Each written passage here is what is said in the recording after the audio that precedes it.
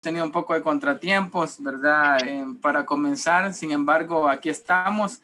La hermana María Julia, pues me estaba informando ya hoy, ya tarde, que no iba a poder estar en la reunión, así que tuvimos que cambiar el link, ¿verdad? Tuvimos que cambiar ahí el ID, así es de que, pero aquí estamos, ¿verdad? Siempre con una cuenta, pues que es ¿cómo se llama?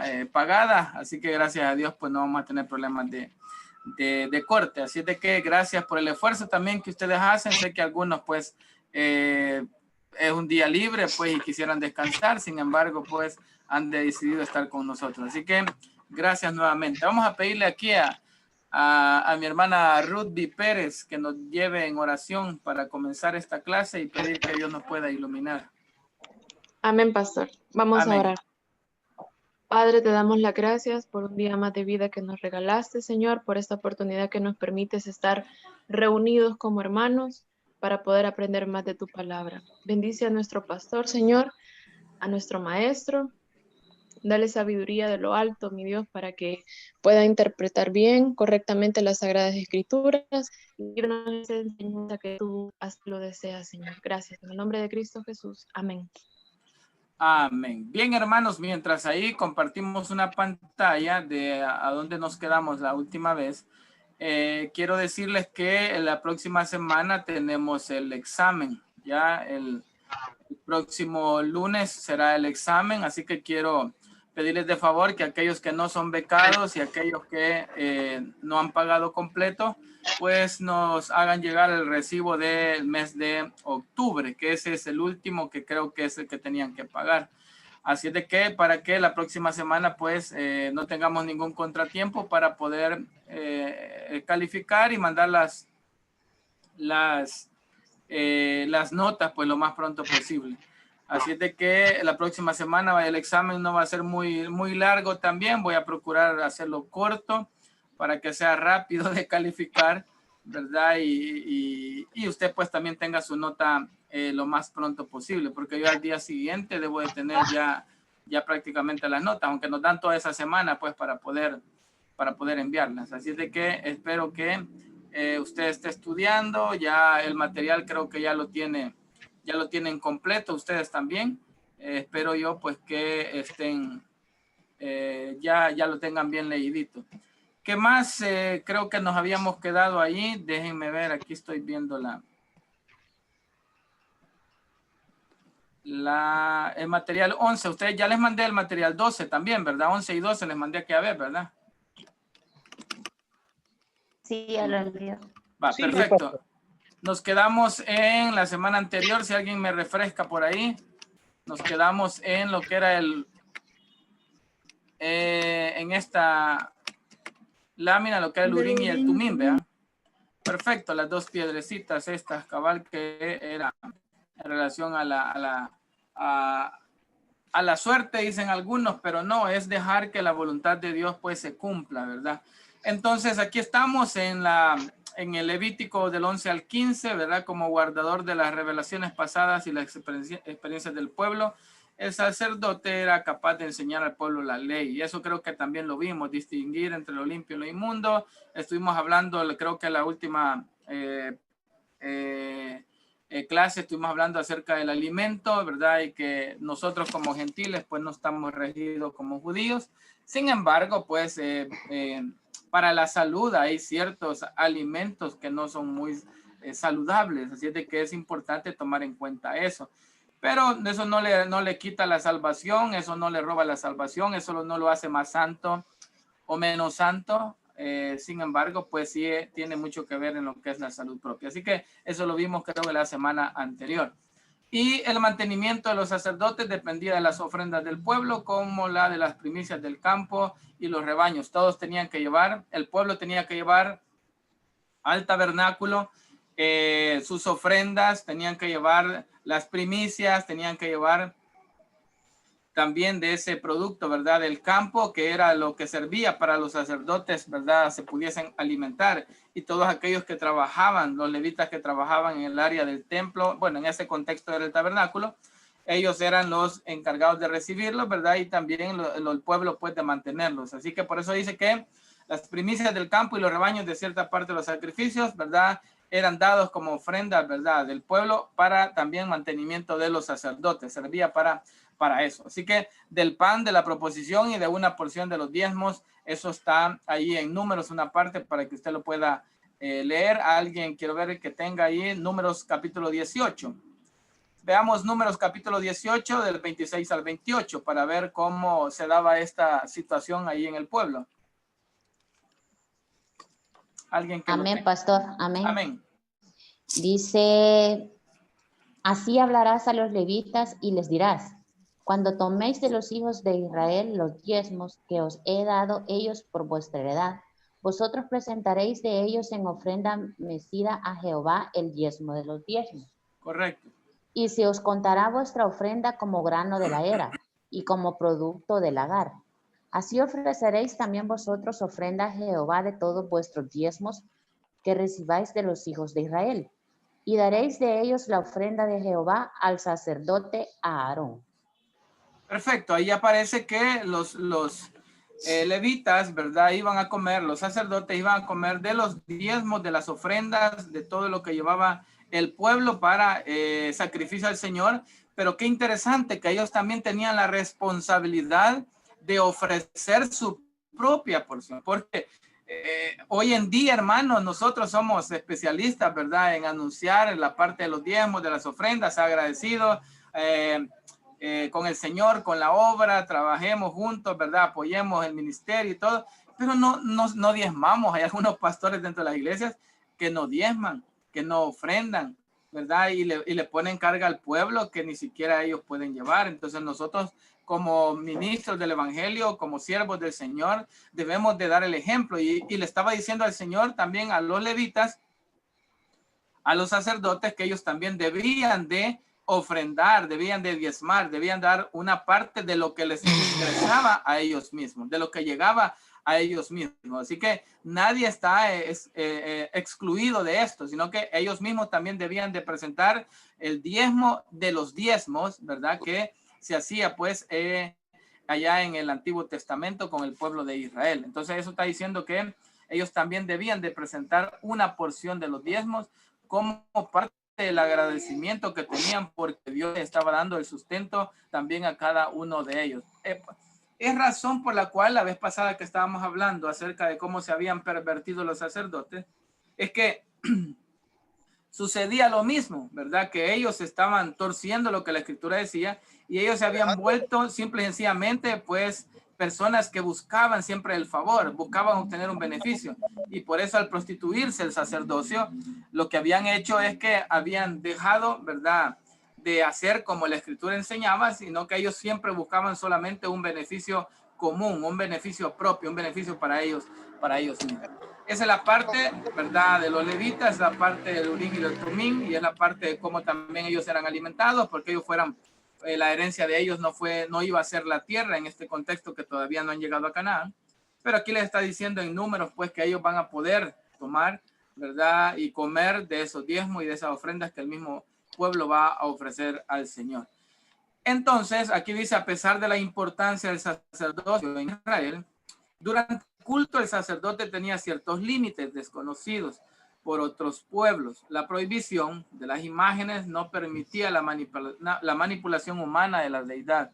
Moisés, en oposición a los cultos de la fertilidad, tampoco permitió la construcción de altares hechos de piedra. Recuerden que todo estaba centralizado en el tabernáculo, y ese era el punto de encuentro, el lugar de encuentro entre Dios y su pueblo. O sea, no había por qué levantar más altares, no había por qué levantar más lugares, y eso fue el pecado de Jeroboam. Cuando usted vea libros históricos, creo que ya lo vimos, el pecado de Jeroboam fue ese, que él cuando se divide el reino en el año 931 antes de Cristo, se divide el reino entre, perdón, en el 931, se divide entre Roboán en la tribu de Judá o el reino del sur, y Jeroboam en el norte con su capital Samaria.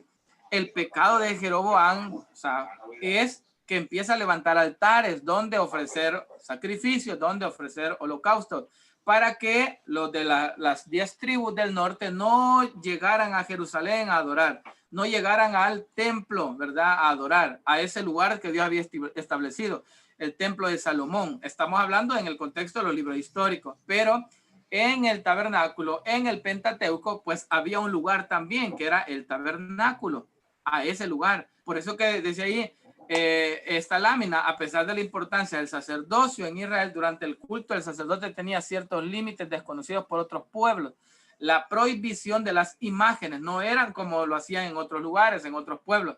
Era prohibido. Por eso Deuteronomio dice, bueno, en el Decálogo dice no te harás imagen, ¿ya? Eso aparece en el Decálogo, en Éxodo 20, y aparece en Deuteronomio 5, que es la repetición de la ley. Era prohibición, no se harán imágenes, no permitía la manipulación humana de la deidad. Moisés, en oposición a los cultos de la fertilidad también, recuerde que esos eran cultos paganos, ¿verdad? Y las naciones paganas hacían ese tipo de rituales también. Tampoco permitió la construcción de altares hechos de piedras. Por eso es que era importante que la gente entendiera que Dios había dejado estipulado un lugar. Hoy en día, hermanos, ¿verdad? La iglesia también, Dios ha dejado lugares, ¿verdad? De reunión, lugares donde se pueden congregar. En la iglesia primitiva no eran templos como nosotros le llamamos hoy. Eran iglesias locales, ¿verdad? Pero se realizaban en casas. Allí en el libro de los Hechos usted puede encontrar que la iglesia se reunía en las casas, ¿verdad? Y obviamente pues eran lugares donde se congregaba, ¿verdad? Las personas, como dice Hebreos 10:25, no dejando de congregarse, ¿verdad? Entonces la gente buscaba, ¿verdad? De un lugar de reunión que antes de la iglesia habían convertido, como no habían templo, como el templo fue destruido en el año 70, antes del templo que levantó nuevamente Esdras, ¿verdad? Zorobabel, ¿verdad? Y Nehemías allá. Antes de eso, pues las sinagogas nacieron allá en Babilonia. Entonces los israelitas venían acostumbrados a realizar asambleas, a realizar concentraciones, ¿verdad? Del pueblo en sinagogas. Por eso es que el apóstol Pablo ve usted en el Nuevo Testamento predicando en los lugares de gente gentil, ¿verdad? De gente no judía, se iba a la sinagoga porque eso era la costumbre, que los judíos se reunían en las sinagogas. Pero la iglesia se reunía en las casas, se reunía en los hogares, ¿verdad? La iglesia en una casa, la de Colosa, ¿verdad? La iglesia también en Corinto, o sea, eran lugares, ¿verdad? No eran templos como nosotros los conocemos, sino que eran algo así como las casas de oración que nosotros conocemos, o las células que tiene la iglesia Elim. Entonces, ahí era, pero tampoco era permitido, dice, la construcción de altares, porque Dios ya había dejado un lugar establecido. Porque si hacían lugares, ¿verdad? De oración, eso era pecado, eso no era algo que Dios había dejado estipulado, y por eso se conoce, y vuelvo y repito, el pecado de Jeroboam, que lo que hizo es levantar altares, levantar lugares donde ofrecer sacrificios, donde ofrecer adoración a Dios, pero Dios no había dejado estipulado ese lugar, sino que estaba el lugar del tabernáculo o luego el templo de Salomón. O sea, tiene que entender eso. Hay lugares específicos. Hoy en día, le repito, pues hay lugares donde la iglesia también se reúne, ¿verdad? Aunque se conoce, pues, con de 2 o 3 reunidos en su nombre están, ahí está él, porque en el mismo contexto que Jesús dijo que si 2 se pusieran de acuerdo de alguna situación, pues también, ¿verdad? Van a recibir esa bendición. Así de que, por eso es que dice esta lámina que no le han permitido altares, porque Dios ya había estipulado un lugar. Luego aparece la vestimenta sacerdotal. Pues prácticamente pues era darle un lugar pues a Aarón, ¿verdad? Y sus descendientes, los sacerdotes, pero esto era una vestimenta muy, muy privilegiada, ¿verdad? Y ahí está unas imágenes, el pectoral que le daban el pecho, ¿verdad? El sumo sacerdote que representaban las 12 tribus de Israel. Aquí aparecen un poquito acerca de eso, que lo vamos a ver rapidito para no entrar mucho en detalle. Dice, una vez por año el sumo sacerdote atravesaba el velo. Ese velo yo le hice una pregunta en el examen anterior, que estaba dividiendo lo que era el lugar santo y el lugar santísimo. Y dice que este sumo sacerdote se paraba, déjeme que quién me ha puesto esto. y se paraba en el lugar santísimo y se detenía frente al propiciatorio con la sangre de la expiación e intercedía por el pueblo. Pero usted debe entender que esta vestimenta sacerdotal o del sumo sacerdote no era la vestimenta en la fiesta del Yom Kippur, ¿verdad? O la fiesta de la expiación. Era una vestimenta diferente, más humilde, más sencilla, porque obviamente allí el que llevaba todo el honor y toda la gloria, pues era Dios, ¿verdad? Pero dentro de los sacerdotes, dentro del pueblo de Israel, el sumo sacerdote, especialmente Aarón en sus inicios, pues también era visto de una manera, pues, muy especial, y Dios le mandó a hacer este tipo de vestimenta para todos los demás días, menos el día de expiación, que ahí tenía que demostrar humildad, porque en quien se llevaba todos los honores era el Señor. Luego dice, el sacerdote no podía consagrarse a sí mismo. Moisés actuaba de Dios en este servicio. Cada uno de los sacerdotes presentaba su cuerpo como sacrificio vivo para el servicio. Aquí usted está viendo pues lo que representaba Moisés. Moisés lo hacía de Dios en ese momento, ¿verdad? Cuando ya tenía que intervenir el sumo sacerdote en este día de expiación. Los sacerdotes estaban a cargo de los sacrificios. Los levitas eran ayudantes, oiga esto, y cuidaban el tabernáculo, formaban coros también, habían levitas cantores, actuaban de guías e instructores en el templo. Y es importante notar las palabras del capítulo 10. A ver, alguien que vaya buscando el capítulo 10. Al comienzo mismo de la historia de las tareas del sacerdote, que hubo evidencia de fracaso. Y sé que usted ya más o menos conoce la cita. A ver lo que encontramos ahí en el capítulo 10 de Levítico.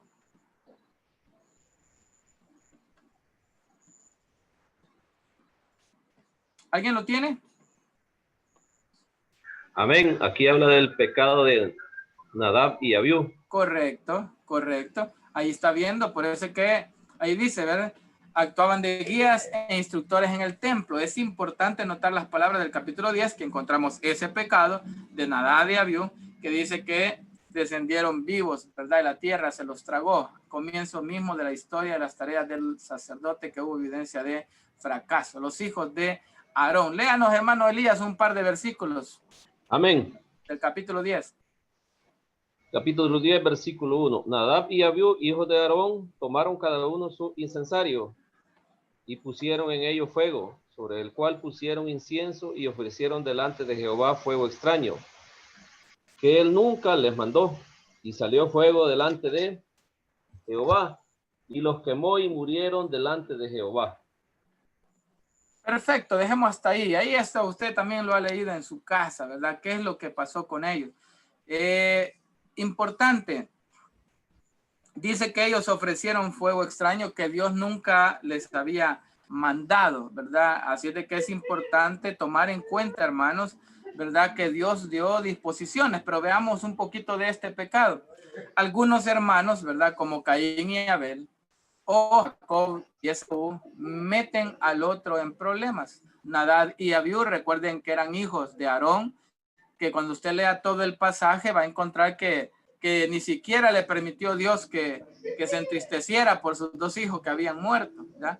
Porque Dios había dado esa orden, pues, que dile que no se ponga triste porque yo he decidido, pues, o él decidió matar. Entonces, Nadab y Abiú se metieron ambos en problemas, aun cuando se sabe muy poco de sus primeros años, ¿verdad? Porque la Biblia no narra, ¿verdad?, qué sucedió con ellos, ¿verdad?, en su antesala a este acontecimiento. La Biblia provee abundante información acerca del ambiente en el que crecieron. Nacidos en Egipto, obviamente, pues venían, ¿verdad?, en ese grupo que salió de Egipto. Nacidos en Egipto, fueron testigos oculares de los actos poderosos de Dios en el Éxodo, pero también traían otras costumbres, ¿verdad? Y algunos creen que, ya vamos a preguntarle a algunos de ustedes, ¿qué creen ustedes que es el pecado de ellos? Pero veamos un poquito esto. El pecado de Nadab y Abiú, Levítico 10. Decidieron tratar con indiferencia las instrucciones claras de Dios, lo que venimos hablando.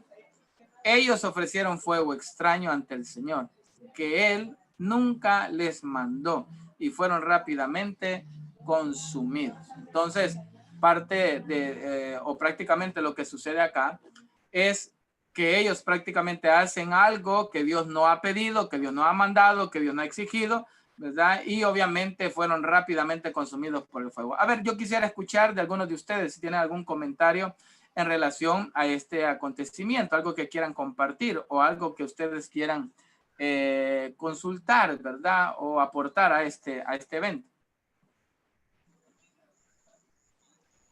¿O nunca lo han leído? Levítico 10. Yo solo recuerdo que ellos eran unos sacerdotes. ¿Sí? Y cuando usted explica del fuego extraño, significa que era un altar no de corazón, como un sacrificio o tipología a Cristo. O sea, era como que el sacrificio que ellos hacían era mundano. Pastor, yo Dígame. he leído unos comentarios en lo que Sí. habla de estos dos muchachos, Sí. y que al parecer da el comentario, no sé qué tanto sea cierto, pero Sí. que como que ellos entraron ebrios al santuario a ofrecer el incienso, porque en el capítulo 10, en el versículo 9 dice: tú y tus hijos contigo no beberéis vino ni sidra cuando entréis en el tabernáculo. Entonces yo leí ese comentario que probablemente por eso fue que Dios les castigó de esa manera, porque no estaban aceptos a la presencia del Señor en ese momento. Perfecto, ok. Buen argumento. ¿Alguien más?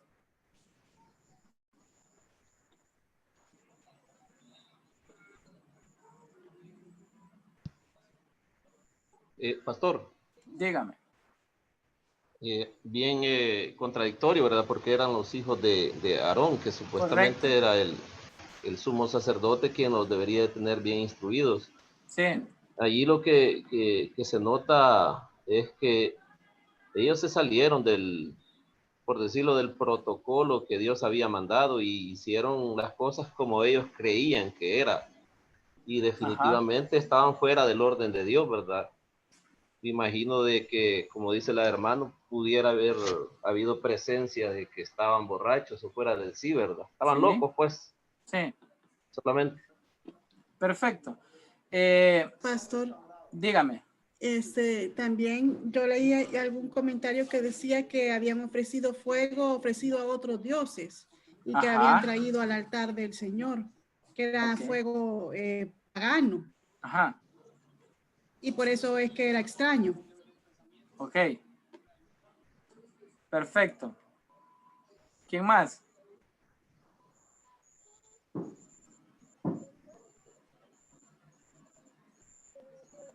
Pastor, cuando se refiere a que se ofreció fuego extraño, está hablando en sí de la ofrenda que se hizo. O sea, no sé si es que como Dios había establecido los animales que se debían ofrecer, etcétera, si fue un tipo de animal que no fuera acepto ante Dios. No, porque ahí estamos hablando del altar del incienso. Ah, ya, ok. Ajá. Gracias. Por eso dice el versículo 1, ¿verdad? En ellos fuego, ¿verdad? Y pusieron su incensario, o sea, ellos tenían su incensario, pues. Nadab y Abiú, dice, de hijos de Aarón, tomaron cada uno su incensario, o sea, el de ellos, o sea, tenían su incensario, eran hijos, eran descendientes de Aarón, y pusieron en ellos fuego extraño. Pastor, dígame. tal vez la actitud rebelde que tuvieron ellos al ofrecer a su antojo, o sea, ofrecer una acción que no la había pedido el Señor, sino que la hicieron como ellos creyeron o como ellos querían, haciéndolo irreverentemente, a su manera. Correcto.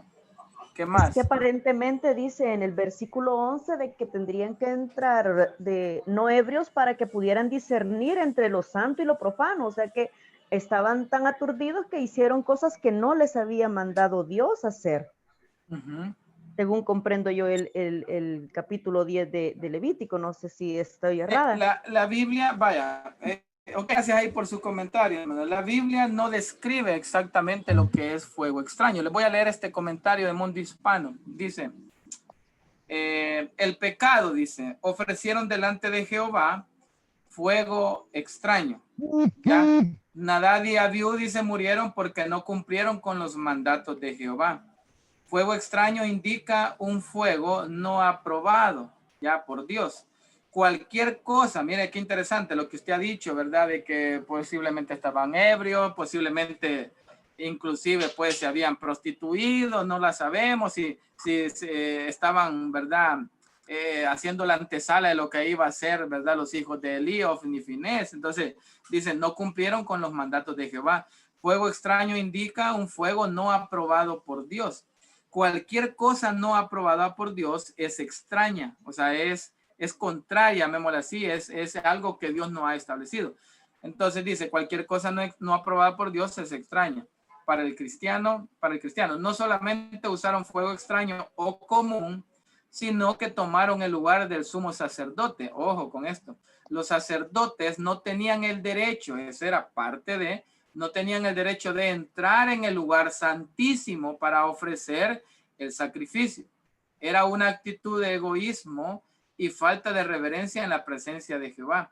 Era un acto de desobediencia. Los rabinos dicen que fue por su entusiasmo para comenzar con sus funciones como sacerdotes. Más bien fue un descuido y falta de tomar en serio las cosas de Jehová. Y aquí menciona algunos errores que posiblemente cometieron. Usaron fuego no proveniente del altar, ¿verdad? Usurparon el derecho del sumo sacerdote, que era una obligación del sumo sacerdote. Recuerden que acá todavía Aarón está vivo, ¿verdad? Y eso era exclusivo del sumo sacerdote. También dice, ofrecieron bajo influencia alcohólica, lo que mis hermanos están comentando. Otro dice que, de acuerdo al versículo, eso de influencia alcohólica, de acuerdo al 10:9, que dice, tú y tus hijos contigo no beberéis vino, que nos contaba la hermana en Isidra cuando entréis en el tabernáculo de reunión. Dice también usaron incienso extraño, ¿verdad? Y también no respetaron lo establecido. Entonces, eso habla de la transgresión y el castigo que le sucedió a estas personas. Entonces, podemos ver nosotros, en términos generales, que todos los argumentos son válidos, ¿verdad? Que usted me ha explicado. Sin embargo, lo general de todo es que es el procedimiento. La palabra extraño es la clave, porque el fuego tiene que ver con el incensario, con el fuego tiene que ver con lo que el ritual que se hacía, pero cuando dice extraño es que es en contra o es contrario, ¿verdad? A lo que Dios ha dejado establecido. Entonces, eso es lo más importante de esto. Ya había un orden, ya había una forma, ya había un procedimiento a seguir, y Dios que no perdona, ¿verdad? En ese tiempo, ¿verdad? Que estaba tratando con Israel y tratando de enseñarles, y Dios les dejaba pasar por alto ese acontecimiento, como lo hizo también con los hermanos, ¿verdad? De Moisés en su momento. Entonces, ese es el problema mayor, ¿verdad? Que la gente se va acostumbrando y dice, no, hombre, si no pasa nada, hombre, no sucede nada. Lo mismo le pasó a allá en el libro de los Hechos, ¿verdad? A las dos personas que el Espíritu Santo, ¿verdad? Los murieron, ¿verdad? Porque también ellos extrayeron pues de la venta, ¿verdad? De una propiedad que habían vendido, ¿verdad? Y extrajeron de ahí y la presentaron delante de Dios. Dios no les iba a dejar pasar eso para que vieran pues que también tenían que comenzar bien la iglesia, tenían que haber pues sentar un precedente de que no debemos hacer las cosas tratando de engañar a Dios, como lo hicieron también Nadab y Abiú. A ver, Víctor, que está levantando la mano acá. Pastor, prácticamente es como, por decirlo así, ¿verdad? Ahora en la actualidad, así como que ellos dijeron, me vale, hagamos lo que querramos, ¿verdad? Y con eso, con lo que usted dijo acerca de lo que decían los rabinos, si no me equivoco, fue que mencionó, que ellos como que estaban dando su postura de por qué, como tratando de justificar por qué razón habían hecho eso ellos. Entonces me ponía a pensar yo ahora, prácticamente la actitud que ellos tomaron es como que, vaya, digamos, yo por la emoción, ¿verdad? Ya y por las ansias y por el anhelo de querer ser pastor, quizás es como que yo vaya a servir Santa Cena, lleve bautismos, ¿verdad? Cuando ya hay un orden para todo eso. Exacto. Entonces, Algo así lo veo yo, no sé si estaré en lo correcto, totalmente sí, equivocado. es que, vaya, fíjese que yo le voy a decir algo en relación a lo que ha mencionado. Ya hay o sea, organizacionalmente hablando, hay un orden, ¿verdad? En cuanto a los, ¿qué sería? Los dos, se me va la pregunta, lo que es el bautismo y la Santa Cena. Ordenanzas. Las dos ordenanzas, ¿verdad? Que se pueden hacer ya una persona que se ha graduado y que se ha ordenado al ministerio. Organizacionalmente no se puede, solo puede hacerlo una persona que esté ordenado de acuerdo a nuestra organización. Pero yo quiero ir más allá de eso. Habrán personas que tal vez no están ordenadas, ¿verdad? En otras denominaciones, digámoslo así, y lo hacen, porque obviamente pues no se restringen, ¿verdad? No están bajo una cobertura de una iglesia, bajo sus normas, bajo sus procedimientos, y lo hacen y lo realizan. Por ejemplo, una iglesia independiente lo realiza, ¿verdad? Y la persona no es ni graduada y es pastor, ¿verdad? No es ni ordenado, pues y bautiza, ¿verdad? Y lleva Santa Cena y va a casar a los hermanos, ¿verdad? Lo hace. La pregunta es, ¿lo ve mal el Señor? Pues yo considero, si la persona está bajo los lineamientos bíblicos de realizar esa actividad, yo considero que no. Pero he allí la importancia de lo que mi hermano Víctor dice. Muchos lo hacen solamente por tener un protagonismo. Muchos lo hacen solamente por querer denotar, ¿verdad? Algún tipo de autoridad, ¿verdad? Ante los demás. Cuando usted lo hace de esa manera, eso es lo extraño, eso es lo que no está conforme a la palabra, eso no está conforme a la escritura, porque las personas lo hacen ya por vanagloria propia, por dar a entender pues que son personas que tienen autoridad, ¿verdad? Y que tienen un grupo ya y que la gente les ama. O sea, cuando usted lo hace de esa, de esa manera, ahí es donde ya no está conforme a la voluntad de Dios. Porque yo creo que si una persona, ¿verdad?, es de una congregación, ¿verdad? Supóngase, no aquí en El Salvador, que estamos bien familiarizados con todo esto, pero allá lejos, donde no hay ministros, donde no hay pastores, donde no hay personas ordenadas, o sea, están lejos, ¿verdad? Y la gente se quiere bautizar y la gente quiere hacer ese privilegio. ¿Qué le impide? ¿Verdad? Felipe, ¿verdad? Que es el que auxilió al etíope, ¿verdad? Y dice, ¿qué impide que os sea bautizado? Nada. Si crees, puedes. Entonces, nada le impide a la persona ser bautizado. Ay, que fíjese que yo no soy ordenado y no lo puedo hacer, ¿verdad? Y entonces, pues no lo voy a hacer. O sea, le estamos prohibiendo, ¿verdad? O dejando o coartando la intención que tiene la persona, ¿verdad? Nosotros denominacionalmente o organizacionalmente no sabemos que debe estar ordenado al ministerio. Pero ¿por qué pasa la ordenación?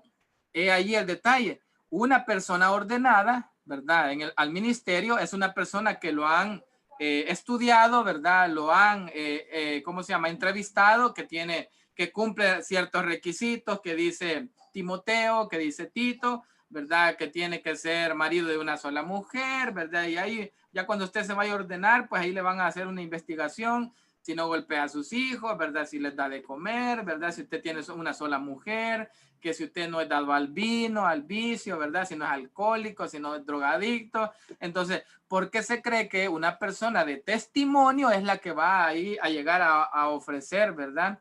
O a dirigir, pues, ese tipo de eventos. Entonces, eso es importante. Pero cualquier persona que lo quiera hacer, por eso es que nosotros en la organización, pues, se hace un estudio de la persona y se ordena a aquellas que están conforme a los principios bíblicos. Pues no los cumplimos todos, pues, pero tratamos la manera, estamos luchando en eso. Pero vuelvo al punto que decía mi hermano Víctor, es una actitud, ¿verdad? Es lo que hay en el corazón, y cuando usted lo hace bajo una actitud soberbia, de arrogancia, de vanagloria humana, ahí es donde hay problemas. Ahí es donde siento yo que ya no se debe realizar, porque ya la gente lo hace por ser visto y no por un enorme privilegio que tenga el poder bautizar o el poder llevar Santa Cena o el poder casar a las personas, ¿verdad? Eso es muy importante. Pero volviendo al punto de Nadab y Abiú del pecado, es que hacen las cosas contrarias a lo que Dios había establecido. Esos eran actividades propias del sumo sacerdote, aunque ellos eran hijos de Aarón, todavía Aarón está vivo y no deberían de sobrepasarse la autoridad de su padre. Lo otro es que posiblemente, ¿verdad?, hayan estado borrachos y obviamente pues también pues no se podía realizar, no podían llevar a cabo eso, ¿verdad? Y también que tuviesen algún otro tipo de proceder, ¿verdad?, en su vida testimonial que no era acorde a lo que Dios había estipulado. Entonces, eso es lo más importante de este acontecimiento. ¿Algún comentario adicional que quiera dar? Pastor. Sí.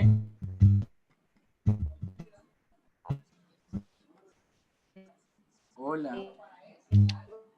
Amén, pastor. Hola. Hola, sí.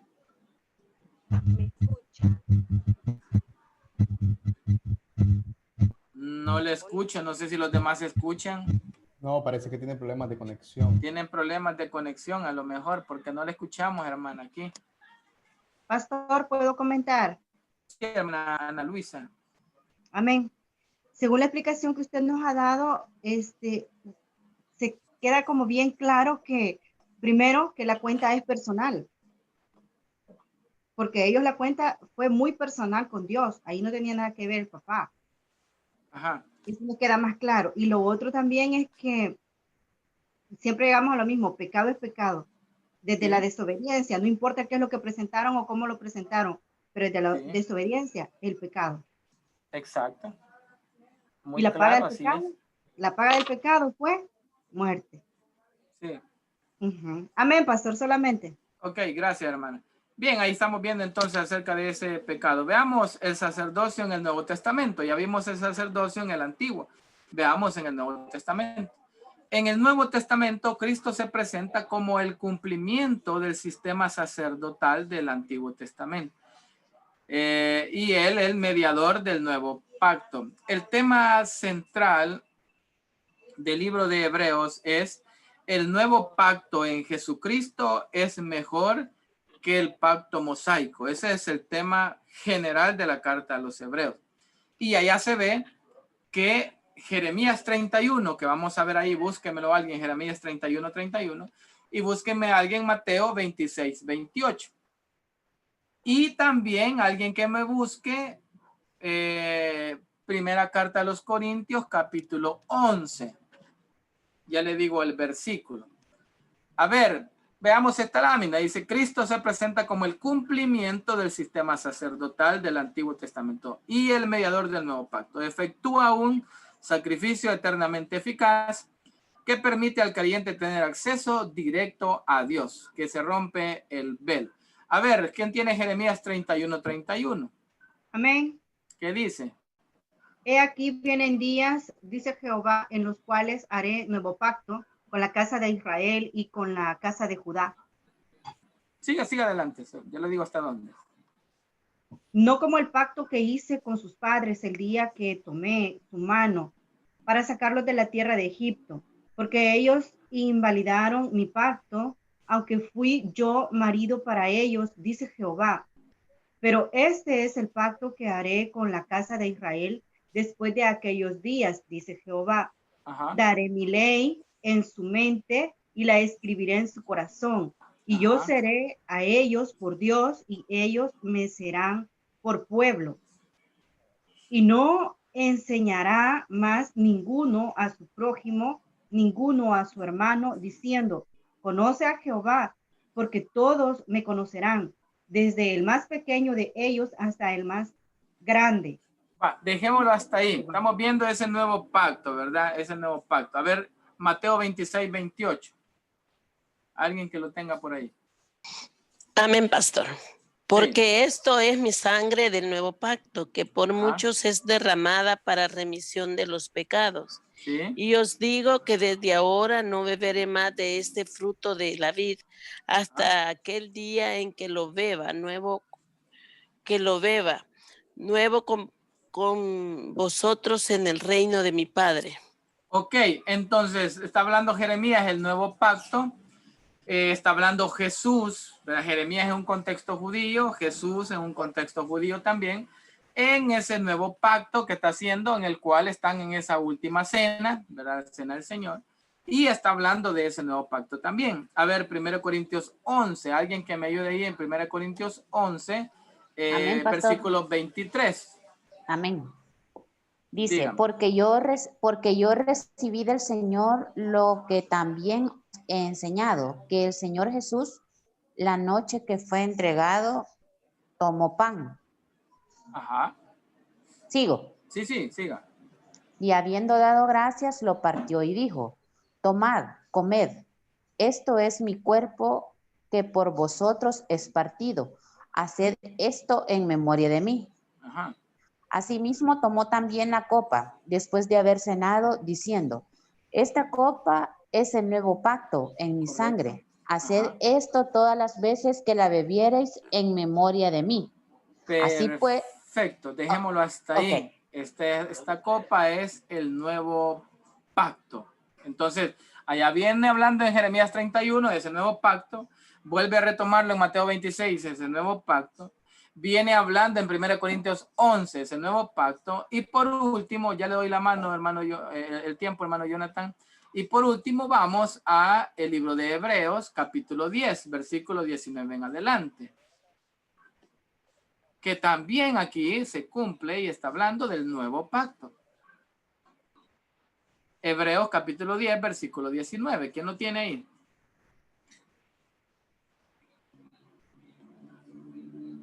Amén, pastor. Amén. Así que, hermanos, teniendo libertad para entrar en el lugar santísimo por la sangre de Jesucristo, por el camino nuevo y vivo que Él nos abrió a través del velo, esto es, de su carne, y teniendo un gran sacerdote sobre la casa de Dios, acerquémonos con corazón sincero, en plena certidumbre de fe, purificándoos los corazones de mala conciencia, lavados los cuerpos con agua pura. Perfecto, dejémoslo hasta ahí. Ya que está usted en Hebreos, hermano Maldonado, busque el capítulo 8, versículo 1.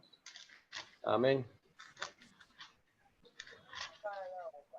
Ahora bien, el punto principal de lo que venimos diciendo es que tenemos tal sumo sacerdote, el cual se sentó a la diestra del trono de la majestad en los cielos. Siga.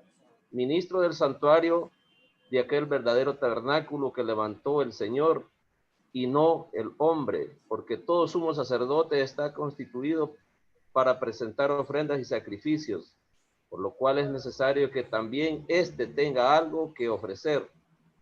Así que si estuviese sobre la tierra, ni siquiera sería sacerdote, habiendo aún sacerdotes que presenten las ofrendas según la ley, los cuales sirven a lo que es figura y sombra de las cosas celestiales, como se le advirtió a Moisés cuando iba a erigir el tabernáculo, diciéndole, mira, haz todas las cosas conforme al modelo que se te ha mostrado en el monte. 6, para terminar. Pero ahora tanto mejor ministerio es el suyo, cuando es mediador de un mejor es mediador de un mejor pacto establecido sobre mejores promesas. Perfecto. Bien, dejemos hasta ahí la lectura. Entonces hemos visto, usted debe de hacer un exégesis, ¿verdad? Teológico acerca de lo que es Jeremías 31, acerca de lo que es Mateo 26 en la última cena, acerca de lo que es 1 Corintios 11 y lo que es Hebreos, que ahí hay múltiples, desde el 8 al 10 o 11, 8 al 10, sí, el 8 al 10 viene hablando de ese sumo sacerdocio, el cual Cristo es mediador de un mejor pacto establecido sobre mejores promesas. Entonces, volviendo a la lámina, y luego le doy parte ahí a mi hermano Jonathan, dice que Jesús es el mediador del nuevo pacto. Él efectúa un sacrificio eternamente eficaz que permite al creyente tener acceso directo a Dios. Ya vimos el trabajo que hacía el sumo sacerdote en el Antiguo Testamento, ya vimos el trabajo que hacía Aarón y sus hijos, y ese trabajo es el que está haciendo, ¿verdad? Como mediador de un mejor pacto, de un nuevo pacto que tiene mejores promesas, nuestro Señor Jesucristo. Cuando usted ve las citas de Jeremías 31, si yo le preguntara cuál es la diferencia que hay en estas 4 citas que están hablando acá, que yo le he dado, es que en Jeremías 31, en el contexto que se está hablando es para Israel, para los judíos. En Mateo 26 Jesús está reunido con los judíos, con los israelitas, pero en 1 Corintios 11, versículo 13, o no sé, por ahí sí que vimos, del 9 en adelante, está hablando y está reunido el apóstol Pablo con la iglesia. Es importantísimo. Y Hebreos también se está refiriendo a los judíos, pero convertidos al cristianismo.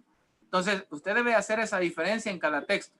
Jeremías en el contexto de judío, Mateo en el contexto de judío, Corintios es el contexto para la iglesia, y Hebreos también está certificando que es para la iglesia. Es un mejor pacto, es un nuevo pacto basado en mejores promesas. Eso es importante que usted lo pueda entender de esa manera. A ver, hermano Jonathan. La hermana Cintia nos comentaba que en el comentario que ella tiene, dice que usaron alguna otra fuente de fuego, que a ella no le queda muy claro, pero lo establecido, no sé si es, así escribe ella, no sé si es lo que dice Éxodo 39, no ofreceréis sobre el incienso extralo, ni holocausto, ni ofrenda, ni tampoco derramaréis sobre ella libación. Después comenta ella que le falla el internet, que le saluda a la hermana Cintia y que quiere entender si profanaron el templo con ese fuego que trajeron de afuera. En Éxodo, ¿cuánto dice? 30. 39. Pero dice el altar del incienso. Veamos eso para que explicarle a mis hermanos. Harás asimismo un altar para quemar el incienso. De este incienso estamos hablando en Nadab y Abiú. De madera, de acacia lo harás. Su longitud, y ahí aparecen las medidas, lo cubrirás de oro, lo harás también de anillos, y lo pondrás, dice el versículo 6, delante del velo que está junto al altar. O sea, estaba exactamente antes de entrar al lugar santísimo, delante del propiciatorio que está sobre el testimonio de donde me encontraré contigo. Y Aarón dice, lee ahí, y Aarón quemará incienso aromático. Aarón, ya no está, hasta que Aarón muera, era otro o el siguiente sumo sacerdote. Entonces dice, y Aarón quemará incienso aromático sobre él cada mañana cuando aliste las lámparas, lo quemará. Y cuando Aarón encienda las lámparas al anochecer, quemará el incienso, rito perpetuo delante de Jehová por vuestras generaciones. Haciendo un paréntesis, este humo que subía a la presencia del Señor, este aroma, ¿verdad?, que subía, es lo que nosotros conocemos en el Nuevo Testamento como las oraciones de los santos, ¿verdad? Que por eso es que cuando oramos, ¿verdad?, que nuestras oraciones suban como ofrenda de olor grato a Dios.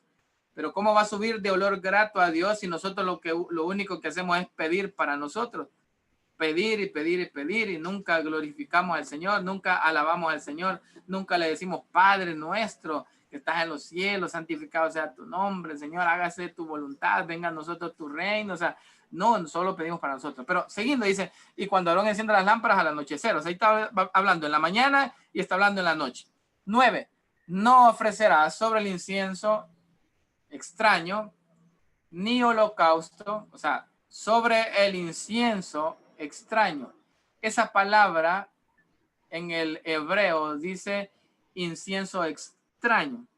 Dice en sentido de esparcir, capitel, como esparcido alrededor del tope, dice específicamente moldura al borde, dice lo que es incienso extraño.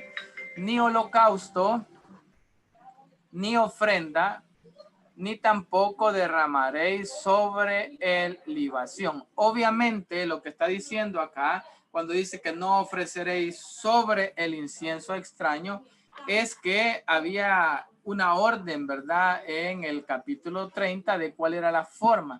Pero obviamente, como dice mi hermana, es que se habían traído de afuera, o sea, no es prácticamente, no es una forma literal eso, sino que es algo que no está bajo la norma de Dios. Espérenme que este teléfono suena y suena.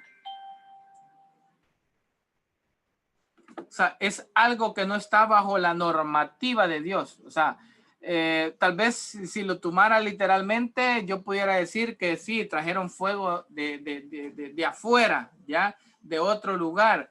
pero a lo que hace énfasis mayormente es a la forma, la normativa, la forma de acercarse a Dios, la normativa que estaba establecida para ofrecer ese incienso. Obviamente, pues, el carácter de él es como cuando hablamos de Caín y Abel, ¿verdad? El corazón de él, el comportamiento, la forma de acercarse a Dios era totalmente contraria a lo establecido por el Señor.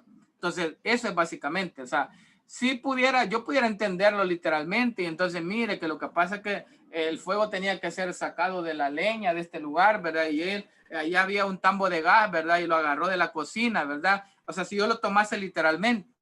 Pero lo que está dando a entender, ¿verdad? En una simbología o hablando figurativamente es que todo su procedimiento, toda la forma de operar de Nadab y Abiú fue contraria a la normativa, a los mandamientos que Dios había dejado estipulado. Porque dice, cuando te acerques, cuando ofrecieres, ¿verdad? Dice, no ofrecerás tampoco ni holocausto, ni ofrenda, ni tampoco derramaréis sobre él libación, y sobre sus cuernos hará Aarón expiación una vez en el año, y ahí hay normativas, hay formas. Entonces lo que dice es que no lo hagan de la forma en la que ustedes quieran. O sea, vuelvo y les voy a poner otro ejemplo. Como en el desierto, cuando tenían que tomar el maná.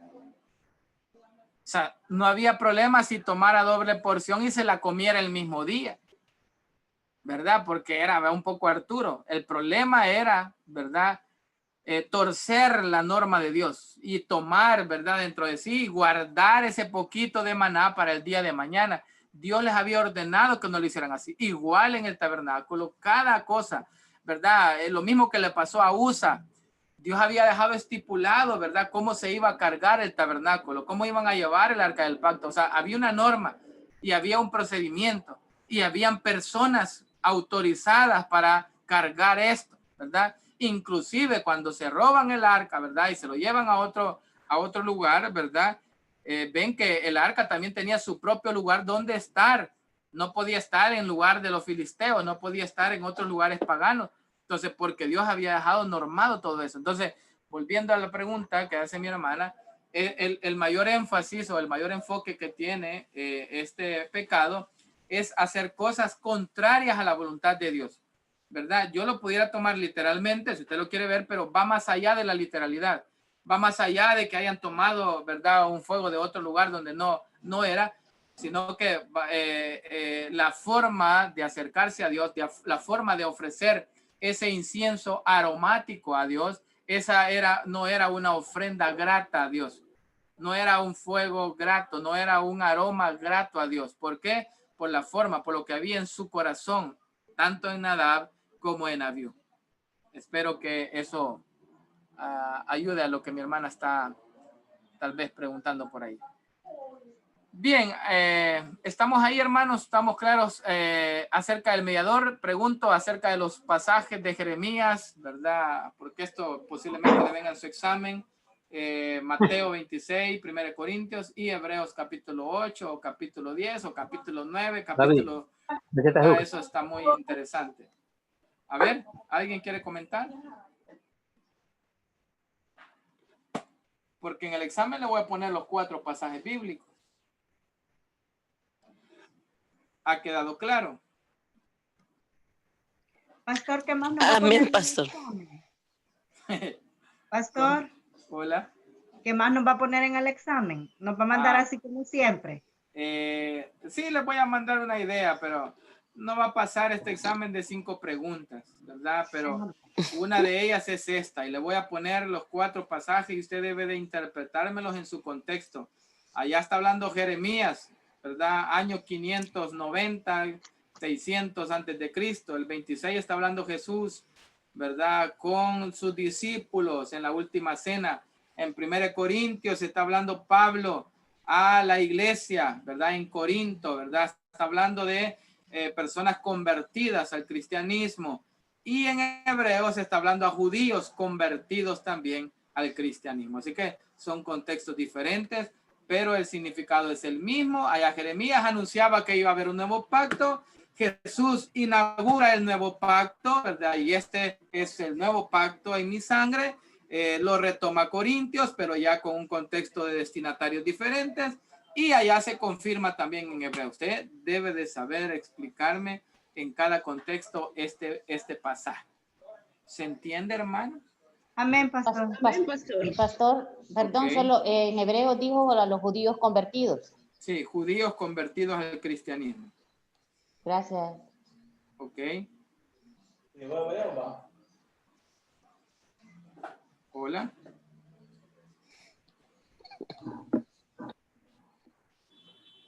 Bueno, estamos claros entonces ahí. Jesús, mediador del nuevo pacto. Los sacrificios de animales ya no son necesarios. Oiga esto. Por cuanto todos los sacrificios fueron cumplidos en Cristo, en la persona de Cristo. Ya Él hizo un sacrificio una vez y para siempre. Por lo tanto, no hacen falta los sacerdotes, ¿verdad? Porque ya no necesitamos sacrificios, obviamente tampoco necesitamos sacerdotes. Cristo mismo es el gran sumo sacerdote para el hombre. Eso habla de Hebreos 2:17 y el Hebreos 4:15. Es el único mediador entre Dios y los hombres. Todos somos reyes y sacerdotes, aunque nosotros somos sacerdotes dentro de un reino, ¿verdad? Sino que solo ahí en la parte de Pedro que aparece esa porción, pero ya le expliqué yo que se refiere a que somos sacerdotes dentro de un reino, ¿verdad? Todos somos sacerdotes dentro de un reino. Cristo es nuestro sumo sacerdote y Él está a la diestra del Padre en la actualidad haciendo intercesión por nosotros. Hay dos cosas que Jesús está haciendo en los cielos. Apunte esto. Él está intercediendo por nosotros, ¿verdad? Él está intercediendo por nosotros porque el acusador está llegando allá a acusarnos, pero Jesús intercede por nosotros. Y también Jesús está otorgando salvación. Son dos cosas que Jesús está hablando allá en el cielo. Nos acercamos a Dios por medio de Él, ¿verdad? Por medio de Cristo. Y de Él somos, ¿verdad? Y en ningún otro hay salvación. Entonces, dos ministerios que está realizando Jesús en el cielo aún es intercediendo por nosotros, los que ya somos salvos, y también salvando, ¿verdad? Está otorgando salvación a todo aquel que viene a sus pies. Juan 14:6, yo soy el camino, la verdad y la vida, ¿verdad? Porque no hay otro medio por el cual podamos ser salvos. Bien, aquí vemos otra más en la lámina de las fiestas santas. Eso usted ya hizo una tarea sobre eso. Solo quiero mencionarles, quiero ver, en las fiestas santas, en el Levítico se mencionan 5 fiestas, pero hay otras que usted debe de entender. La fiesta de la Pascua, de las trompetas del año del jubileo, la fiesta de los tabernáculos, la fiesta de Pentecostés y el día de la expiación. Eso usted lo conoció bastante bien, ¿verdad? Por la tarea que usted me hizo. Aquí aparece una explicación en cada una de esas fiestas. ¿Qué más le cuento? Creo que ¿cómo se llama?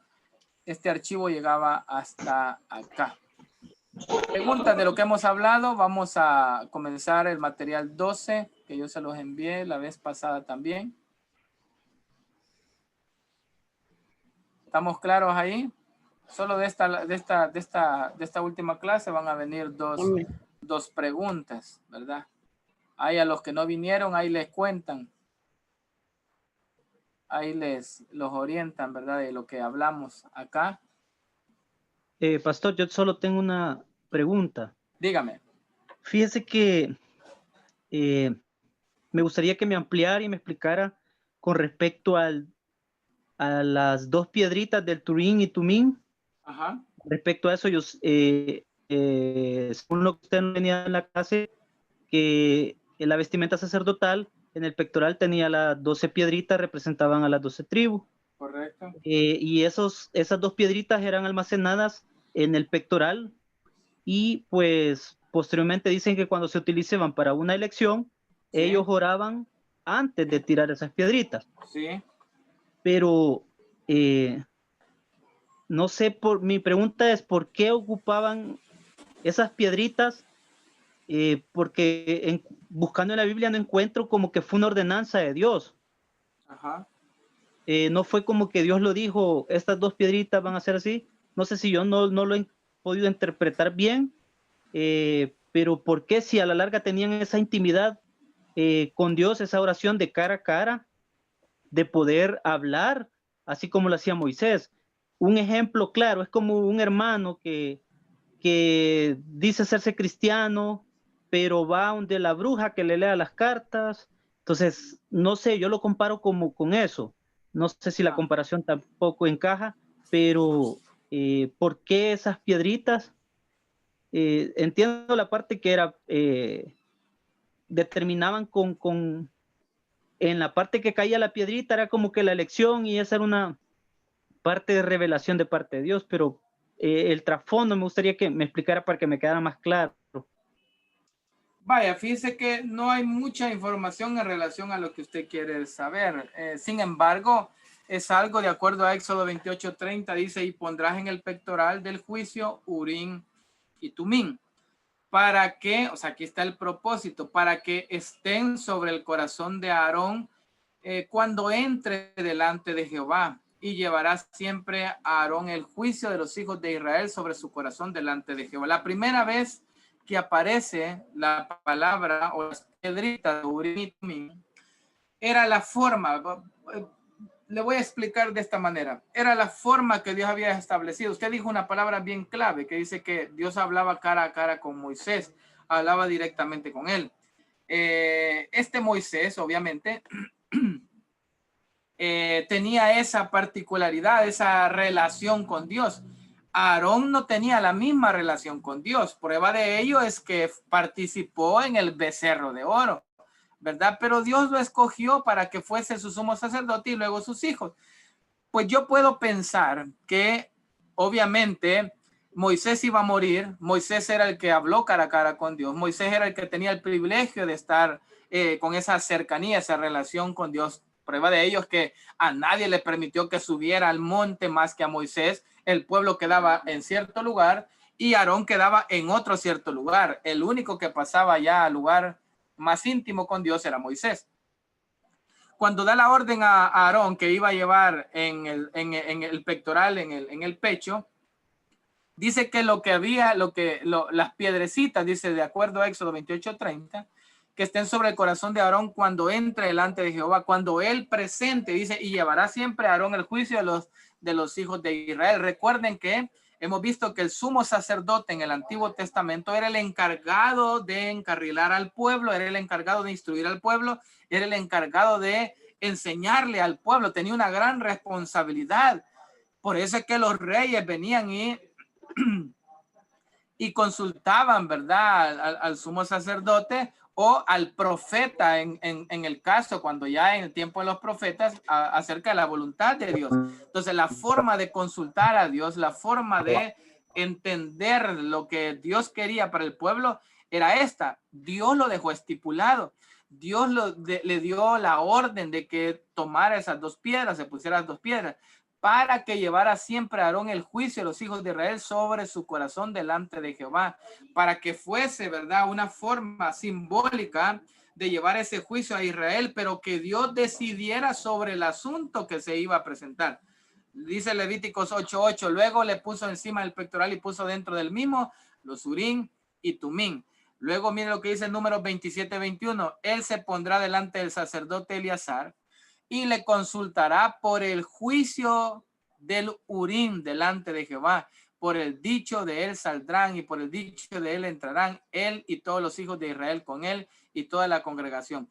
Era una forma establecida por Dios de dejar que se cumpliese la voluntad de Dios, de dejar que Dios estableciese el juicio para todo su pueblo por medio del hombre que le había levantado, que era ese sumo sacerdote. Entonces, la orden venía de Dios, el método, la forma lo estableció el Señor, lo estableció Dios, ¿verdad? Entonces eso era claro y por tal motivo, ¿verdad? Como dice, ¿en qué porción aparece?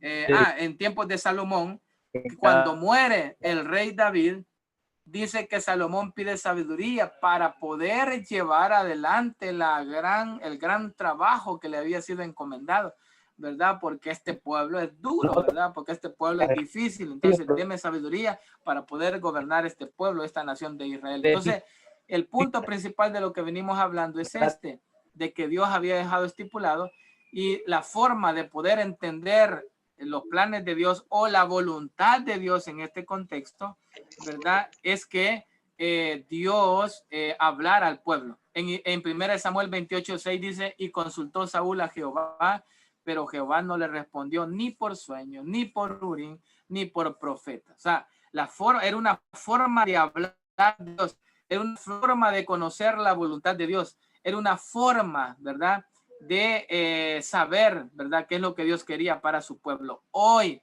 en este tiempo, ya no existe el Urim y el Tumim, porque ya no existe un sumo sacerdote arónico, porque ya tenemos otro sumo sacerdote, que es Cristo. Ya no necesitamos, ¿verdad?, unas piedras para consultar la voluntad de Dios, sino que tenemos la palabra, cuál es la voluntad de Dios, sino que podemos hablar directamente, ¿verdad?, con el Padre por medio de nuestro Señor Jesucristo. Ya no necesitamos más, ¿verdad?, estos dos piedras que Dios había dejado estipulado. Entonces, era una forma de hablar de Dios, era una forma de conocer la voluntad de Dios. No sé si es lo poco que tal vez yo le puedo decir de ello, hermano. Solo era una forma de consulta. Gracias, pastor. Gracias. Amén, hermanos. Bien, seguimos entonces por acá. En el capítulo, estamos, espérenme, en el material número 12. Vamos a ver el material número 12, que es este. Las fiestas santas, ¿verdad? Esta fiesta no aparecía, bueno, creo que en ninguno de los que leí le aparecía la fiesta del Shabbat, ¿verdad? Que es la fiesta del sábado. Es parte, tal vez no aparecen allá en Levítico, pero es parte de una fiesta del pueblo de Israel y se trataba de una fiesta que se observaba constante y permanente y que debía ser cumplida todo el año, cada día séptimo o cada séptimo día de la semana. Entonces era una fiesta de adoración, ¿verdad?, en el que se celebraba la obra terminada por Dios. Eso aparece en Génesis 2:3. Los cristianos celebramos el primer día de la semana, o sea, el día que el Señor se levantó de la tumba. Quizás solo para decirles algo acerca de este momento de la diapositiva, que nosotros como iglesia tomamos, ¿verdad?, el día domingo, no tomamos el día sábado por dos razones. Número uno, no somos judíos, ¿verdad?, no somos israelitas, aunque no venía de la ley. El día de reposo venía desde tiempos de Adán, de tiempos de la creación, ¿verdad? Pero en primer lugar nosotros no observamos este día, ¿verdad? Porque el judío lo observaba y los gentiles nunca lo habían observado, ¿verdad?, antes de venir al evangelio. Entonces les explicaba que ahí en Colosenses capítulo 2 vimos que nadie os juzgue en días de fiesta, días de reposo, en comida o en bebida, porque los gentiles pues somos en otro contexto. Pero también nosotros el día del Señor lo tomamos el día domingo, porque para el cristianismo, para la iglesia, es un día de victoria. ¿Por qué? Porque en primer lugar es el día de resurrección de nuestro Señor Jesucristo. Por eso es un día impactante para el cristianismo. El cristianismo tiene validez ¿cómo se llama? Por esa victoria de la muerte, ¿verdad?, cuando resucitó. Y también históricamente en el libro de los Hechos dice que la iglesia se reunía cada primer día de la semana, y eso habla allí, Hechos 29:7, y alguien que lo tenga ahí a la mano para leerlo rapidito, y 1 Corintios 16:2. Entonces la iglesia primitiva se reunía en las casas y se reunían el primer día de la semana. Así es de que por eso es que nosotros tomamos ese primer día de la semana, ya no observamos el Shabbat, ya no observamos el sábado, sino que observamos el día domingo. Alguien que lo tenga los dos versículos.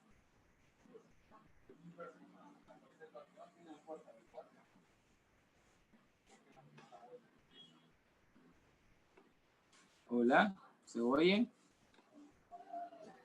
¿Hechos qué era, pastor? Estamos en Hechos 29:7 y 1 Corintios 16:2, para que usted es que vea. Hechos llega hasta el 28. Perdón.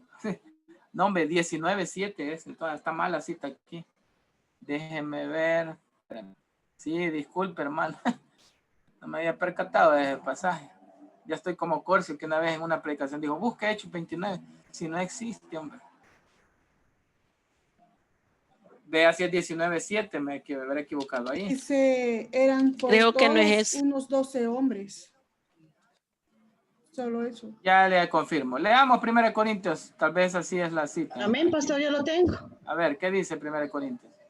Dice... Es Hechos 27, perdón, hermanos. Hechos 27. Vaya, leo 1 Corintios, pastor. Sí. Cada primer día de la semana, cada uno de vosotros ponga aparte algo, según haya prosperado, guardándolo para que cuando yo llegue no se recojan entonces ofrendas. Perfecto, ahí dice que cada primer día de la semana, cada uno recoja, ¿verdad? Algo, ¿verdad? Y ponga aparte algo para que cuando se regale. Entonces, lo que quiero llevarle es que ese primer día de la semana, pues los hermanos se reunían en las casas, en la iglesia. 27 de Hechos.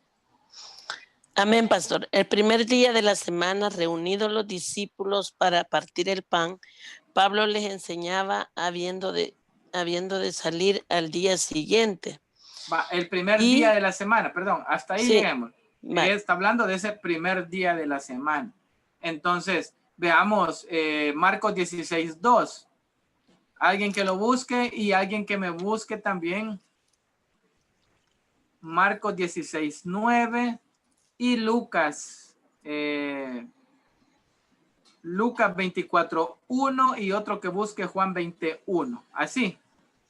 Cualquiera. Marcos 16:2. Amén.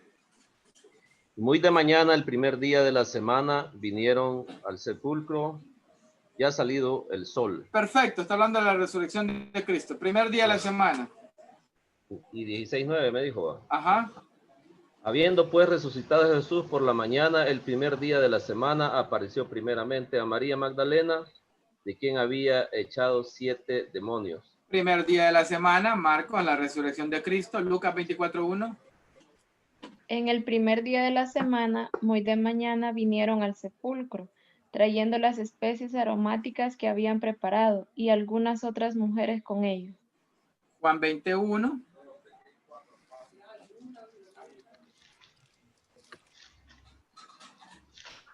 El primer día de la semana, María Magdalena fue de mañana, siendo aún oscuro, al sepulcro y vio quitada la piedra del sepulcro.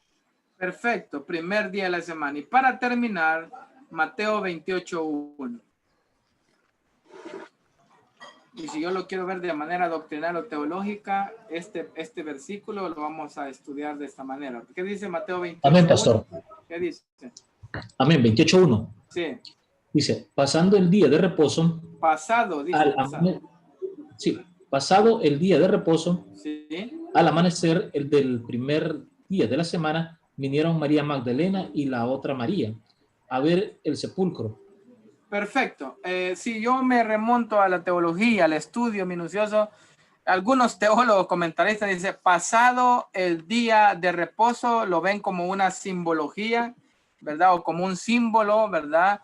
De que el día de reposo, pues, para la iglesia, ya no es un día observado, ¿verdad? Sino que es el primer día de la semana. Cuando dice pasado, algunos lo interpretan que ya lo han dejado, pues, en el Antiguo Testamento y hoy estamos en el Nuevo.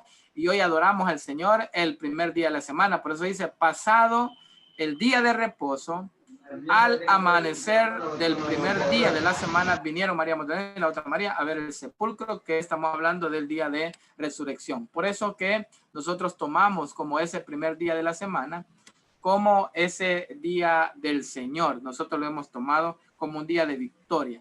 Entonces, por eso dice acá que los cristianos celebramos el primer día de la semana y no observamos el día de reposo. Bien, aquí habla del año sabático, Levítico 25, ahí lo lee usted en casa, ¿verdad? Que debían de meditar y tenían que tener devoción, el año del jubileo, en este año muy interesante que era el año sabático, ¿verdad? En donde tenían que dejar descansar la tierra y se cree que por cada año que no dejaron descansar la tierra, pues se los llevó cautivos allá a Babilonia y los 70 años, ¿verdad? Pasaron allá y fueron esclavos. Por eso dice el sonido de las trompetas que daba comienzo al año, anunciaba la liberación de todos los esclavos, porque este día era bien bonito, el año del jubileo, que si alguno tenía alguna deuda con alguien, pues ahí tenía que perdonarla. Si a alguien se le habían quitado algunas tierras, ahí también tenía que devolverla. Eso era el año del jubileo, ahí lo puede ver usted siempre ahí en el Levítico 25. Ahí eso, la fiesta usted también me lo puso en el trabajo, ¿verdad? Ley sobre la purificación y expiación, esa era otra fiesta. También usted lo estudió y lo dio allí en la tarea. Había varias razones para establecer esta dieta, ¿verdad? ¿De qué está hablando? De la designación limpio e inmundo. Se usaron para definir la clase de animales. Veamos establecer esta dieta. Veamos un poco de esto. Habían varias razones para establecer esta dieta acerca de los animales, ¿verdad? Limpios y animales impuros. Y mire qué interesante, asegurar la salud de la nación.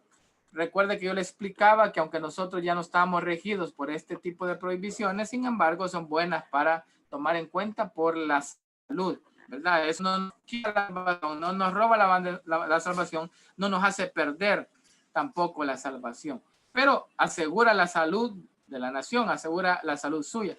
Los alimentos prohibidos eran por lo general animales que merodeaban en la basura y se alimentaban de animales muertos, por lo tanto podían transmitir enfermedades. Y Dios había dejado establecido que no se podían tocar los muertos, ¿verdad? Allá en el Antiguo Testamento, y por eso pues que usted entiende pues que no podían pues comer ese tipo de alimentos porque comían, ¿verdad? Valga la redundancia, pues se alimentaban, ¿verdad? De otros animales muertos. Por lo tanto, no podían transmitir, por lo tanto, podían transmitir enfermedades. También para distinguir visiblemente a Israel de otras naciones. Pues hasta el día de hoy usted puede ver la salud que tiene este pueblo de Israel.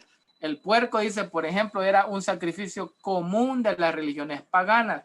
Por eso es que Antíoco el Loco, allá en el año 163, en la época de los macabeos, ¿verdad? Dice, cree que lo que sacrificó fue un marrano, y dicen que era hembra inclusive, ¿verdad? Y lo hizo meter en el templo, algo de lo que se cree que hará el anticristo en el tiempo de la tribulación. Entonces, el puerco, por ejemplo, era un sacrificio común en las religiones paganas. Por eso es que también, ¿verdad? No era permitido hacerlo en el pueblo de Israel, porque era lo que sacrificaban a los ídolos, ¿verdad? Era parte de esas rituales que hacían, pues, y el pueblo de Israel, al participar de esta comida del puerco, pues, participaban de estas sacrificios comunes en estas religiones paganas. Y también para evitar asociaciones censurables. Los animales que andan a ras del suelo, por ejemplo, hacían pensar en las serpientes que a menudo simbolizaban el pecado. Entonces, eran una forma, ¿verdad?, de que habían razones para establecer una dieta a todo el pueblo de Israel. Pero veamos esto. En el Nuevo Testamento, la idea central es limpieza. En la enseñanza de Jesús y con la venida del Espíritu Santo, el significado de la pureza se eleva a lo moral y a espiritual. Pureza, llegar a ser el estado del corazón en completa devoción a Dios, sin otros intereses, ni mezclas de motivos, ni hipocresía. Ya vieron que en el Nuevo Testamento lo que se busca es, con la venida del Espíritu Santo, buscar la pureza que se eleva, ¿verdad?, por lo moral y por lo espiritual, ¿verdad? Esa pureza llega a ser el estado del corazón. Ya no, dijo Jesús en el Nuevo Testamento, no es lo que entra lo que contamina al hombre, sino lo que sale de su boca. Eso es lo que contamina al hombre, porque de la abundancia del corazón habla la boca. Bien, hermanos, nos vamos a quedar hasta acá con este material, ¿verdad? Y ahí aparece la purificación de la mujer después del parto. Usted esto lo vio en Cultura, si no me equivoco, acerca de los 33 días si era varón, 40 días si era hembra. Eso lo puede encontrar ahí en Levíticos 12, acerca de la impureza de la mujer. ¿Por qué se consideraba una mujer inmunda después del grandioso milagro del nacimiento? Probablemente se debía a las emisiones y secreciones corporales, ¿verdad? Lo que vimos también que médicamente pues también ustedes aportaron a este enunciado de la impureza de la mujer, o de cuando hablamos del hombre acerca también del derramamiento pues de semen o de sangre que también pudiese tener. La ley es acerca de la lepra, Levíticos 13, para entender un poco más claro acerca de la enseñanza de Jesús. Ya medio lo toqué yo también. El leproso en la Biblia, pues a menudo se usa la lepra como la ilustración del pecado. Y también tenía que llevar a cabo este extraño ritual para prevenir a los demás de los que se acercaran a él. Había un ritual que tenían que seguir toda la persona que era leprosa. Y ahí termina prácticamente este material. Bien, hermanos. Esto hasta ahí me voy a quedar con el material, ¿verdad? Gracias por su presencia. Hoy quiero que platiquemos acerca de estos 10 minutos que nos quedan para terminar a las 8. Platiquemos de su examen. Quiero explicarles, ¿verdad? Su examen a lo sumo va a venir de 5 preguntas, ¿verdad? No van a venir muchas preguntas hoy. Sin embargo, yo quiero pedirle de favor en su examen. El examen no va a venir mucho, muy temático, llamémoslo así, ¿verdad? Del material que hemos visto, sino que va a venir muy de lectura comprensiva. En el examen yo quiero más bien conocer su entendimiento. Le voy a mandar yo entre mañana y el miércoles posiblemente, espero yo que tenga espacio mañana en la noche, el material de Números y Deuteronomio, ¿verdad? Que es el que no alcanzamos a ver. Para que usted lo tenga el material completo de la materia, para que usted lo estudie, para que usted pues lo pueda analizar, estudiar, y comprender, y cualquier pregunta pues usted me la hace saber. Pido disculpas, hay un hermano de ustedes, no sé, no recuerdo cómo que se llama, me ha preguntado acerca de unas porciones de Mateo, ¿verdad? Que lamentablemente no le he podido contestar, ¿verdad? Pero espero yo comentarle, no sé si era para otra tarea de otra materia, pero se me escapó, ¿verdad? Responderle, pero era muy interesante las preguntas que me hacía. Voy a ver cómo hago para dejarle por lo menos mi propio comentario, ¿verdad? Porque él me preguntaba acerca de Mateo, ¿verdad? Acerca de la transfiguración. Medio me recuerdo acerca de cómo interpretaba, cómo sabían que había sido Elías y Moisés los que habían aparecido en la transfiguración. Así de que ahí voy a tener espacio, ¿verdad?, de comentarle esas preguntas. Pero hablando de su examen, le digo, usted quiero que lea sus materiales, que lo interprete, vea en el contexto que lo hemos estudiado, con lo que se ha venido diciendo acá en la clase, y quiero que me responda, ¿verdad?, lo que usted entiende. Así que, por ejemplo, la pregunta que le acabo de decir de los 4 versículos, usted lo tiene que tener claro. Usted debe de ir aprendiendo a contestar en sus exámenes, que por lo menos en mi caso y la gran mayoría así también imparten las materias, que cuando usted responda no nos gusta que nos pongan literalmente lo que aparece en el folleto. Por ejemplo, si le pongo los 4 pasajes, ¿verdad?, de la escritura que vimos acerca del nuevo pacto, miren, es que Jeremías 31 dice, y este es el nuevo pacto que haré con vosotros. Escribiré mis leyes en su corazón. No me vuelva a escribir el pasaje bíblico. Me interesa que usted lo interprete y usted me diga como yo lo he explicado, ¿verdad? O como usted lo entiende mejor, ¿verdad? Jeremías 31, si el profeta Jeremías hablando a la nación de Israel, si quiere lo interpreta y lo escribe de esa manera, hablando, ¿verdad?, a su pueblo en un contexto de la tribu de Judá que se iban a ir, ahí puede meter todo el contexto del pasaje. Si quiere, pues, ¿verdad?, no se lo estoy pidiendo yo así, pero es mi manera de contestar, ¿verdad?, es mi manera de interpretarlo. Y allá le está hablando a un pueblo rebelde, y usted si quiere pone, mire, 40 años predicó Jeremías y ninguna persona se convirtió. Y mire, o sea, yo quiero que usted, porque eso le va a servir para que al tiempo que usted predique en su iglesia, predique en su ministerio, predique en su casa, predique en ese grupo que Dios le ha entregado o le va a entregar, tenga ese contexto histórico, ¿verdad? Y esa forma de presentar el evangelio, porque hay muchos, lo digo con mucho conocimiento, que inclusive cuando están predicando están leyendo, ¿verdad?, en un púlpito. No, hermano, yo no digo que no se puede auxiliar de un bosquejo, sí, pero no llegue a leer, ¿verdad?, sino que debemos de conocer, ¿verdad?, el tema. Así que mis preguntas y las respuestas que yo quiero de ustedes va enfocado en eso, ¿verdad? ¿Qué es lo que usted ha comprendido? ¿Qué es lo que usted ha interpretado? Yo espero mandarle, ¿verdad?, más o menos, ¿verdad?, cómo van a estar las preguntas, pero ya le repito, para que yo entienda perfectamente su respuesta, que usted ha comprendido el tema, que usted lo ha entendido perfectamente. Así es de que máximo 5 preguntitas, ¿verdad? Voy a tener consideración este último examen y aparte pues también en su nota va a ir reflejado pues ese trabajo que usted me hizo de Levítico, ese trabajo que usted me hizo de la fiesta. Si usted la hizo pues, ¿verdad? Ya la hizo. ¿Verdad? Ya tiene algo ahí, ¿verdad? A su favor, ¿verdad? Que yo voy a tener consideración. Si saca 3, le voy a poner 4, ¿verdad? Pero si saca 9, le voy a poner 10. Así es de que, bueno, aquí no han habido 4, bueno, a 5 hubo nada más, pero de ahí pues no ha habido mayor problema. Así que gracias, hermanos, ¿verdad? No sé si alguien tiene algún comentario. La próxima semana también el examen.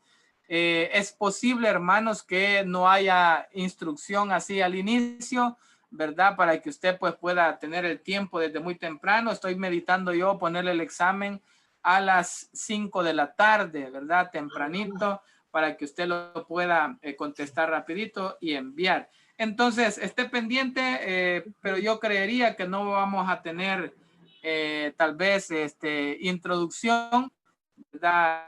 Del examen, por eso he dejado yo este tiempo ahorita para poder instruirle de cómo va a venir. 5 preguntas, ¿verdad? Y su contestación de acuerdo a lo que ha entendido del tema, ¿verdad? De lo que se le está preguntando. Así que para eso que yo quiero que quedemos claros. Preguntas, hermanos, o comentarios de la materia. ¿Qué preguntamos, Ana Silvia? Sí. Pastor, que fíjese que yo no tengo las diapositivas, solo tengo la 12, pero la otra no la 11. tengo, no me han caído. ¿No le llegó? La 11 vaya, no y usted está en el grupo de WhatsApp. Vaya, ¿sí? Ahí mi hermano Jonathan, que nos haga el favor, que es el que comparte casi siempre el material, que se lo comparta ahí para que le aparezca en el grupo de Pentateuco. Ajá. ¿Está ahí, hermano Jonathan? Aquí está, pastor, aquí estoy. Va, ok. Ahí nos hace el favor para que mi hermana lo pueda descargar. ¿Alguien más?